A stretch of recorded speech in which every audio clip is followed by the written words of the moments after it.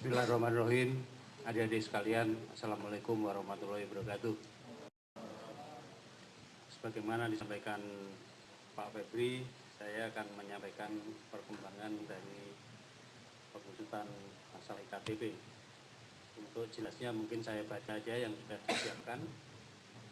1. Setelah mencermati fakta persidangan terhadap 2 terdakwa, Saudara Irman dan Saudara Sugiarto, dalam dugaan tindak pidana korupsi pengadaan paket penerapan kartu tanda penduduk berbasis nomor induk kependudukan secara nasional atau KTP elektronik tahun 2011-2012 pada Kementerian Dalam Negeri Republik Indonesia, Komisi Pemberantasan Korupsi menemukan bukti permulaan yang cukup untuk menetapkan seorang lagi sebagai tersangka. 2. KPK menetapkan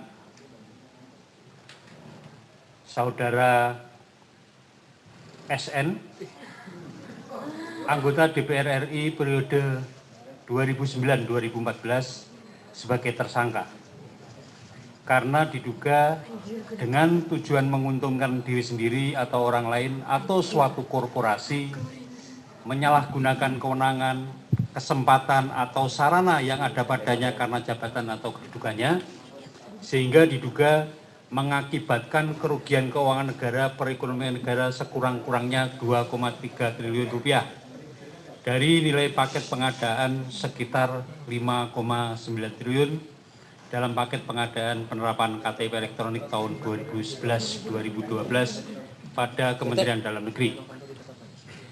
3. Saudara SN melalui AA diduga memiliki peran baik dalam proses perencanaan dan pembahasan anggaran di DPR dan proses pengadaan barang jasa dalam proyek KTP elektronik. SN melalui, saya ulangi, nomor 4, Saudara SN melalui AA diduga telah mengkondisikan peserta dan pemenang pengadaan barang dan jasa KTP elektronik. 5. Sebagaimana terungkap dalam fakta persidangan, korupsi IKTP ini diduga sudah direncanakan sejak proses perencanaan yang terjadi dalam 2 tahap, penganggaran dan proses pengadaan barang jasa dan jasa. 6. Terhadap Saudara SN disangkakan melanggar pasal 3 atau pasal 2 ayat 1 Undang-Undang Nomor 31 Tahun 99 tentang Pemberantasan Tindak Pidana Korupsi sebagaimana telah diubah dengan Undang-Undang Nomor 20 Tahun 2001 Junto pasal 55 ayat 1 ke 1 KUH pidana. 7.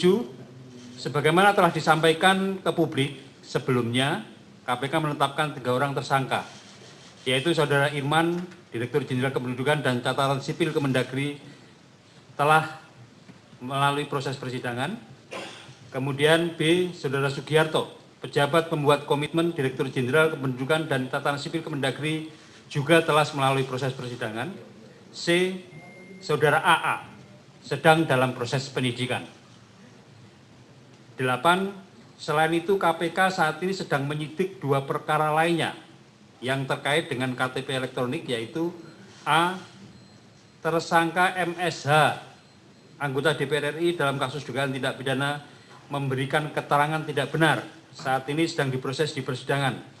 Dakwaan dilakukan tanggal 13 Juli tahun 2017. B. Tersangka MN, anggota DPR RI dalam kasus dugaan tindak pidana sengaja mencegah. Tahan lupa.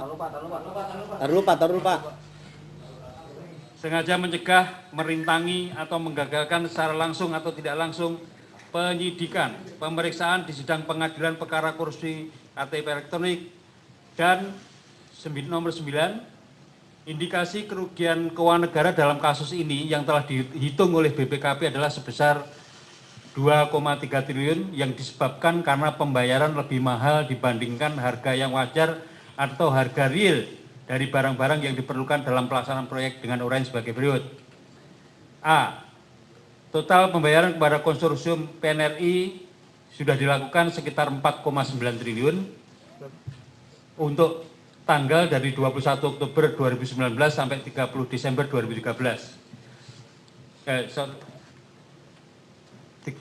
Desember 21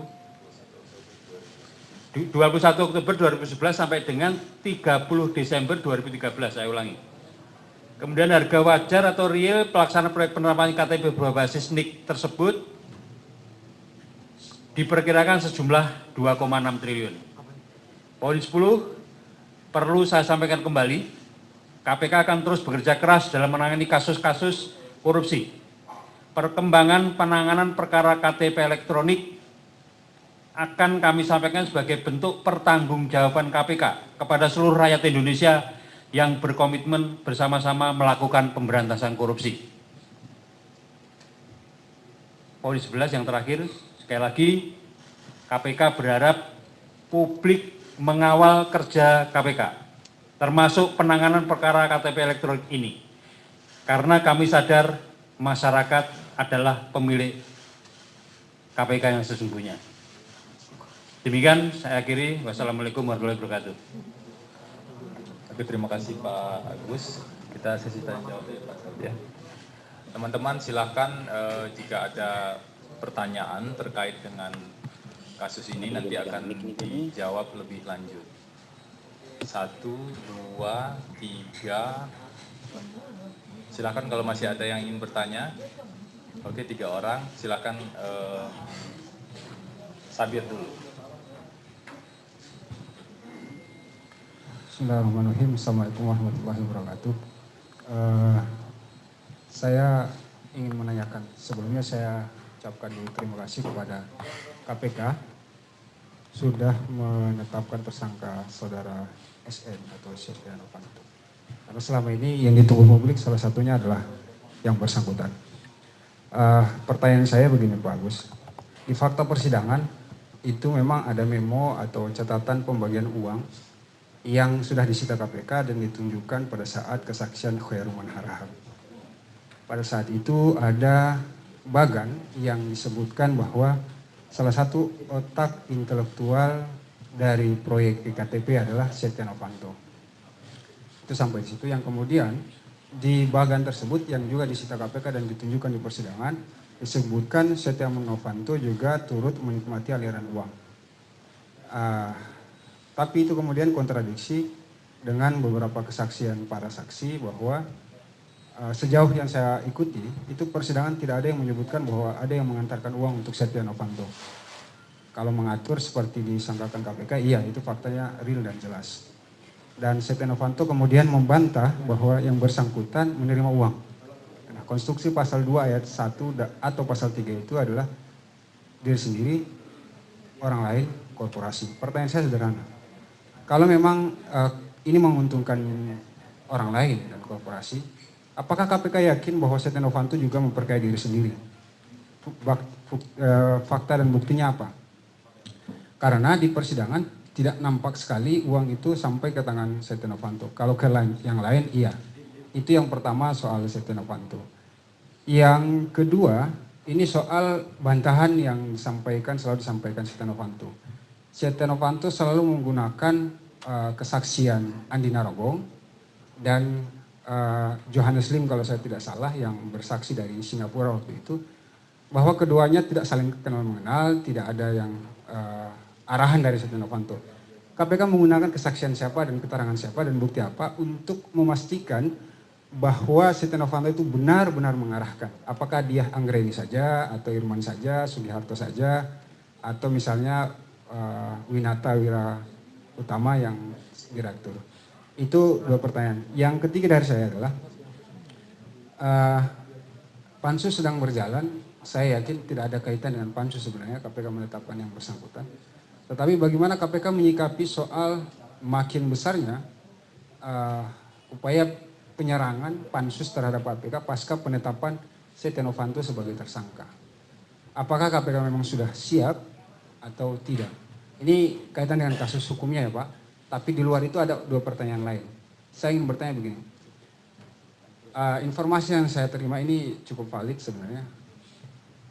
Setia Novanto sebelum ditetapkan sebagai tersangka itu melakukan manuver secara politik dan secara hukum.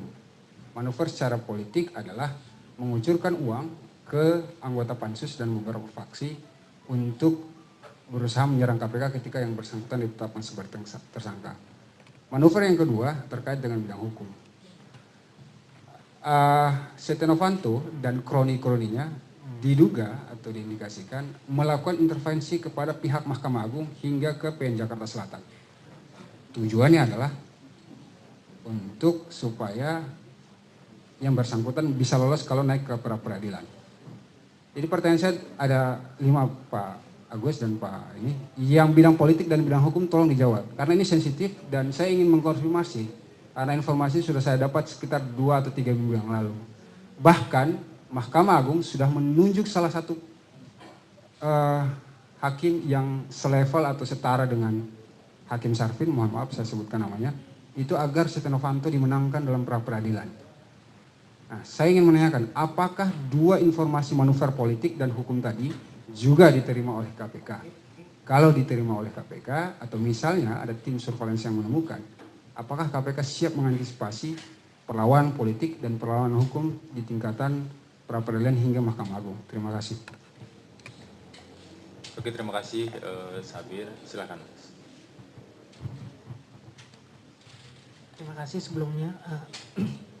Pertanyaan saya menyambung pertanyaan Bang Sabir. Saat ini KPK kita ketahui sedang berhadapan juga dengan pansus angket.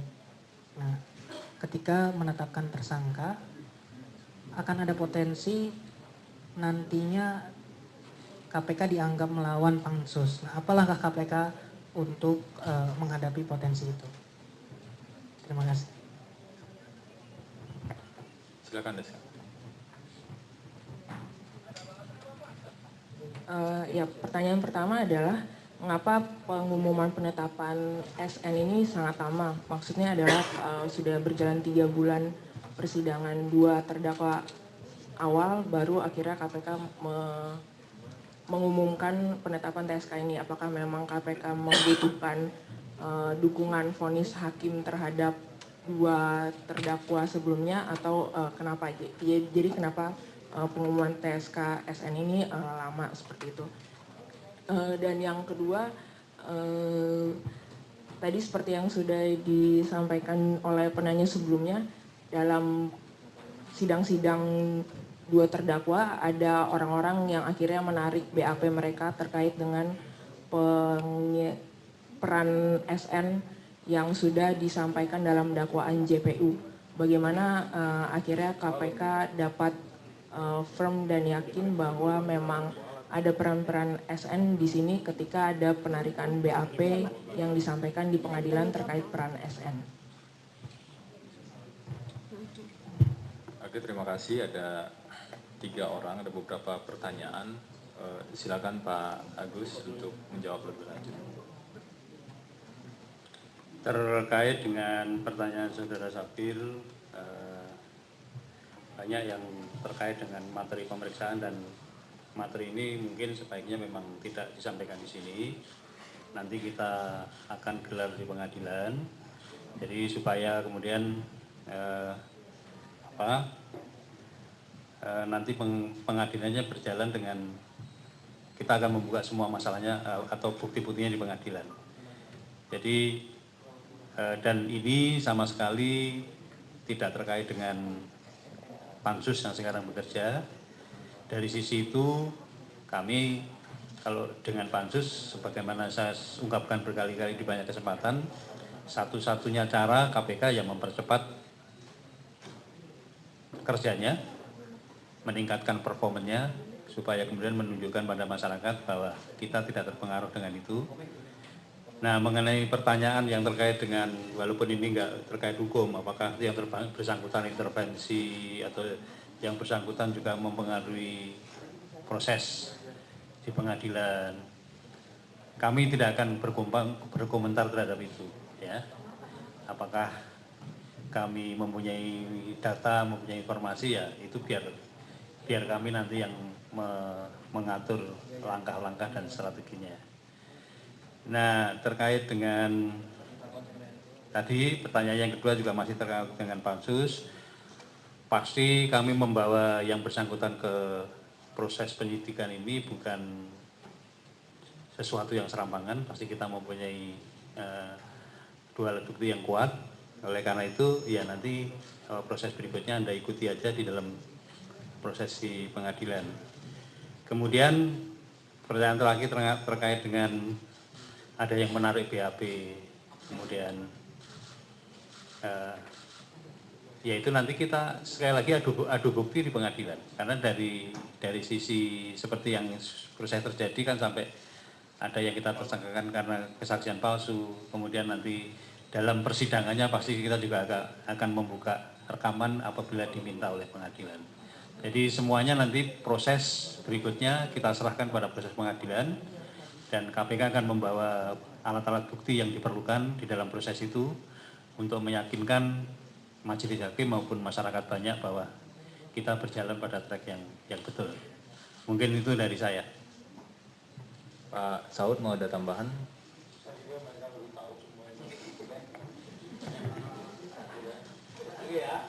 Oke, karena ada kegiatan lain yang harus diikuti oleh pimpinan. Nanti kalau beberapa pertanyaan yang agak detail nanti bisa saya respon lebih lanjut.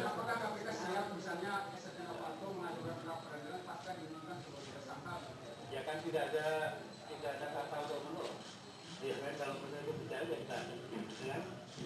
Ya, oke. Terima kasih teman-teman. Assalamualaikum warahmatullahi wabarakatuh.